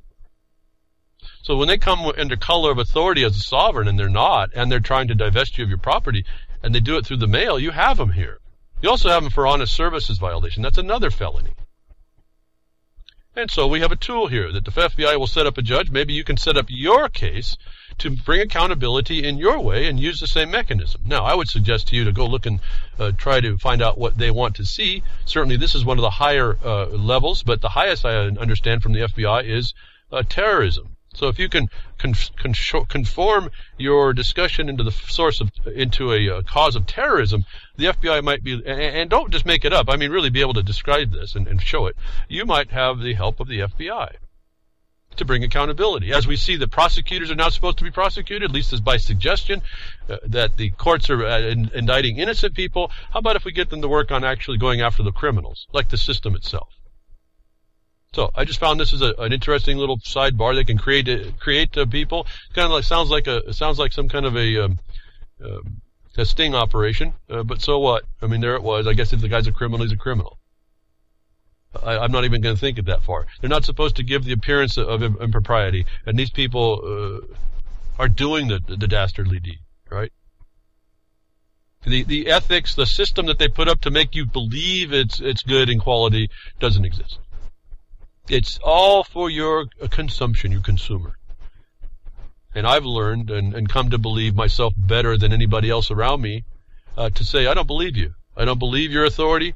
I know that everywhere I turn, you're doing some dirty deed to somebody, and that means that you don't care about what's written, and you have systems to protect you, and those systems are felonious as well. If not a terrorism, in that those officers that do that change the form of government, the organization of government, by their actions, that is the terrorism. See, go look at the word terrorism is. It has to do with the interfering with the political status of a government and people. So they're interfering with your system of justice, your system of government. And see, judges and cops are in the position of putting fear on you. That's how they're doing it. If you just put these things together, doesn't mean you're going to win, but you can sure make it a big deal. And then you make sure that you hit them with retaliation if they even give you a blink and a wink about you saying something. So are you trying to retaliate on me? You want retribution because I've sued you for your unaccountability? Now you start to make the record ahead of time, and they make it very difficult to come after you. Because we have a better mind. We have a better creativity. We're not going to take it anymore. We don't need the guns to go to keep the Boko Haram people out of our village, but we still keep our own gang, the gangs in blue, and the politicians in suits, and the attorneys in suits from divesting us of who we are and what we really ought to be doing. We ought to get back to the point that we're all together, the like-minded get together, we don't have much to talk about, and after a while of being bored, we go find something really to do, what we really could be making up to do. But we're not going to be getting there with our common education process, which means you have to put the effort to change the direction of that sinking ship, patch the holes, put it back underneath put it underway a bit, and then find a direction for yourself before you have to take all the pirates and throw them off and get rid of the rats, chuck them out. This is where we have. This is the scow we're in right now. And some people who know aren't going to let their kids into it. Like I keep telling you, pull them out, folks. Your little kids, your little goats, get them out of school. Start homeschooling. Understand the threat on that. But here's why Steve Jobs didn't let his kids use iPads and why you shouldn't either. Think about that, folks. If you fall within the Gen Y era like us, chances are you've been given a bunch of thought as to you've given a bunch of thought as to how as to how you would raise your children your sons and daughters at this day and age, assuming you don't have children already. Especially the technology so much has changed since our childhoods in the 90s. 90s? That would be refreshing, wouldn't it? Here's one question: would you introduce the technology wonder heroin with the iPod and iPad for your kids?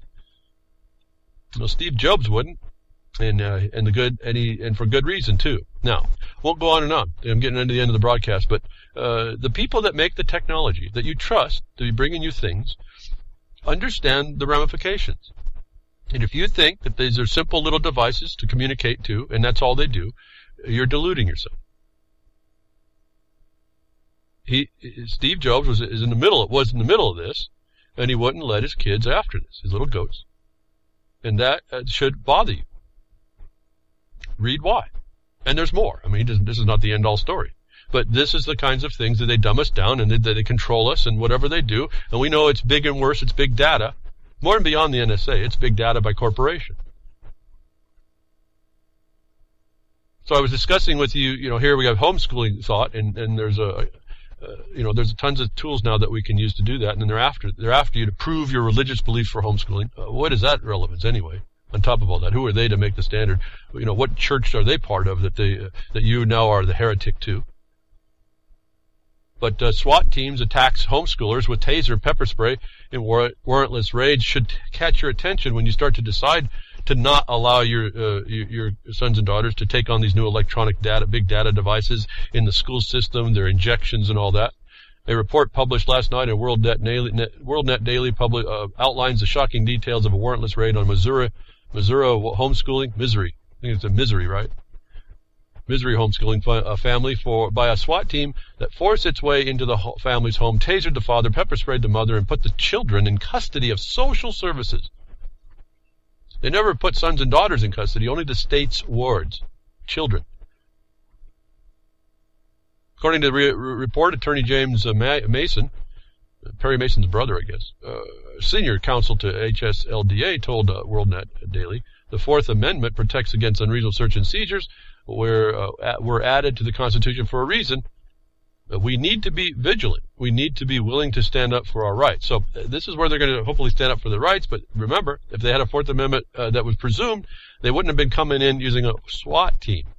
Now, you can go in, for those homeschoolers, you can go in and say, listen, I understand this is a story out here that happens. I want to see your policy about using SWAT teams to mischaracterize my sons and daughters in state wards, and I want you to tell me what policy you're going to have so that this don't happen, that you violate my Fourth Amendment. Make that important. Your life and your sons and daughters' lives must mean that much to you. SWAT team collapses house with explosives during standoff. There's another fascinating story. So when they come to your house, they just blow your house up, put the roof on the ground. A police standoff reached a dramatic conclusion when over 30 homes were evacuated and a SWAT team used explosives to blow through the structure of the home they were surrounding, inadvertently causing the floor to collapse. We're in a day and age that's okay, folks. No, I'm not going to read more of the story. I think my time's pretty much up here. The point is we're in that day. We're in that time. There's no more preparation that way. You better start having it in your mind what needs to happen. You better have your props, your bag of law, whatever you want to bring, your bag of reality, the things that you find that I've talked to you about today. Again, find them in the Blogcaster. You're going to need to be able to be conversant in these things, and you can't agree because they'll kill you. They have license to kill you if you don't agree, and they have they'll kill you when you do agree. See, so you got to have something. Again, you're told that you can't remain silent on your right to remain silent. I'm saying that extends across the board on everything and every place. So appreciate you tuning in today. We're getting right down to it. Please donate to the networks as you will to keep the system running. Don't know what more to say about that. You can see the Doge of War link that goes over on RLM to commit some Doge coins if those are still valid for Grimner, since he seemed to collect those digital things, which are cool. I just haven't got into it, but the Doge of War protects us, deep behind the woodshed. If we can keep the servers running, and UCY.TV, appreciate all you do, and then the couple of people that listen on the YouTube that gets pumped over there once a week. That's cool. Getting the word out, folks. Get the podcast out. See the broadcasters, the FM broadcasters, the AM broadcasters that carry my voice. Appreciate.